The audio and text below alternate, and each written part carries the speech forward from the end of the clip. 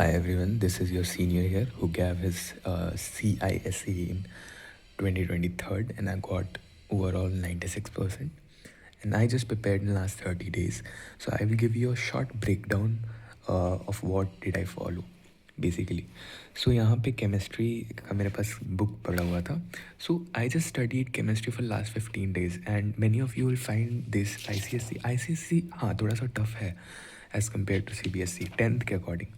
But trust me, जैसा मैंने follow करा था लास्ट 15 डेज में, if you will follow that you will secured. I secured 100 out of 100 in chemistry. मेरे ज़्यादा मार्क्स जहाँ कटे थे वो थे इंग्लिश में, बिकॉज यू नो कि ICSE का इंग्लिश उस टाइम पे मर्चेंट ऑफ वेनिस चलता था. अभी शायद तुम लोग का जूलियस सीजर चल रहा हो. मैं उसका भी बताऊँगा क्या करना है. But let start. देखो मेरी बुक्स भी फट गई है. सी, तो पहला तुम्हें सबसे पहले कोई भी चैप्टर खोलना है. Before preparing that particular chapter you need to open that chapter. Okay, so तुम्हारे केमिस्ट्री में तुम्हारा फर्स्ट चैप्टर होता है यहाँ पे पीरियोडिक टेबल, पीरियोडिक प्रॉपर्टीज़. उसमें सारे तुम्हारे ट्रेंड्स होते हैं. Sorry is a background noise. So all the trends होते हैं, ionisation, enthalpy, electron affinity, electronegativity. तो तुम लोगों को बस बेसिक आइडिया होना चाहिए, तुम्हें समझना चाहिए. And ICSE is very precise about and very accurate about the key points. मान लो तुम आयोनाइजेशन, इंथैल्पी का डेफिनेशन लिख रहे हो तो देखो, तुम लिखो, समझ के लिखो, बट कुछ छोड़ना नहीं. जैसे कि वो कीवर्ड्स होते हैं जो अगर तुम छोड़ दोगे तो तुम्हारे यूजुअली नंबर कटेंगे. तुम्हें आयनाइजेशन इंथैल्पी का एग्जैक्ट मतलब डिफाइन करना है. What do you mean by ionisation enthalpy. तो द एनर्जी, कितना एनर्जी चाहिए न्यूट्रल आइसोलेटेड गैसियम एटम, ये एटम में से कितना एनर्जी चाहिए एक इलेक्ट्रॉन को निकालने के लिए ताकि वो एक पॉजिटिवली चार्ज्ड गैशियस आयन बन जाए. इसी को आयनाइजेशन इंथैल्पी या फिर आयनाइजेशन एनर्जी बोलते हैं. तो you need to write from a neutral isolated gaseous atom.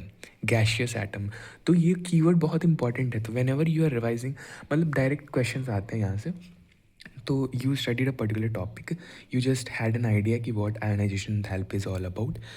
You studied all about its factors and trends across a period और reason के साथ.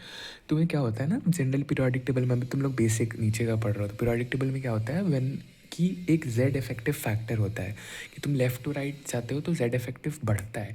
Z इफेक्टिव मतलब बस याद रखना क्लोजनेस टू द न्यूक्लियस, कि न्यूक्लियस के कितना करीब है वो.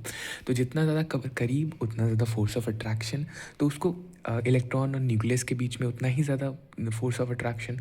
तो Z इफेक्टिव जब लेफ़्ट टू राइट बढ़ रहा है तो और ज़्यादा एनर्जी चाहिए उस इलेक्ट्रॉन को उस न्यूट्रल आइसोलेटेड गैशियस एटम से निकालने के लिए ताकि वो पॉजिटिवली चार्ज आयन बने. तो you just need to know every reason behind it. Okay, so just ऐसे मत पढ़ो कि तुम रट रहे हो, बट समझ समझ के पढ़ना है. जैसे मान लो तुमने ये पढ़ लिया, पैरा पढ़ लिया, कुछ समझना है तो तुम लोग कमेंट करना, मैं एक स्पेसिफिक वीडियो बना दूंगा. So this is my first video here. And juniors, I know तुम बहुत प्रेशर होगा सर के अबाउट, बट ट्रस्ट मी. उसके बाद मान लो तुमने ये चैप्टर कंप्लीट कर लिया, ठीक है. उसके बाद you need to open your exercise. Please go through all the exercise question thoroughly here. Just इतना करना है, कोई सैम्पल पेपर वेपर जलाने की केमिस्ट्री में कोई ज़रूरत नहीं है. जस्ट गो थ्रू थॉरली, उसी को 2-3 बार कर लेना एक पर्टिकुलर चैप्टर को, तुम बहुत अच्छा. और हाँ, ध्यान रखना सिली एरर मत करना. जैसे कोई भी डेफिनेशन इलेक्ट्रॉन एफिनिटी का लिख रहे हो, कुछ भी लिख रहे हो, ये सब ये यार नॉन मेटल कैरेक्टर ये सब नहीं पूछता, बस नेचर पूछता है. और हाँ, मान लो ये तुम्हारा बॉन्डिंग में जितना ये CCl4 कार्बन टेट्राक्लोराइड है, ल्यूइस डॉट स्ट्रक्चर, सारी चीज़, मीथेन मॉलिक्यूल सब याद रखना, ठीक है. इलेक्ट्रॉन डॉट डायग्राम ये सब देख लेना अच्छे से, बिकॉज ये सब बहुत बहुत सारे पूछे जाते हैं.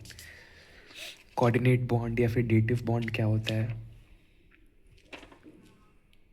हाँ, ये मेरे 2023 के टाइम में आया था. मेरे को, मैं अज्यूम कर रहा हूँ कि ये तुम्हारे भी एग्ज़ाम में आ सकता है. Formation of NH4+ ion. तो इसमें क्या होता है, स्ट्रक्चर के साथ कितने डेटिव बॉन्ड है, कोऑर्डिनेट बॉन्ड है, वो सब आप दिखा देना. फिर हाइड्रोक्सिल आयन, OH-, और फिर तुम ये एक्सरसाइज तुम कर लेना. फिर एसिड बेसिस एंड सॉल्ट. तुम्हें अगर मुझे कुछ चैप्टर कवर करानी हो तो कमेंट कर दो, मैं डिटेल एनालिसिस और बहुत ही सिंपल और कंसाइज वे में बता दूँगा, ठीक है. डोंट वरी, अभी भी बहुत टाइम है, आराम से हो जाएगा.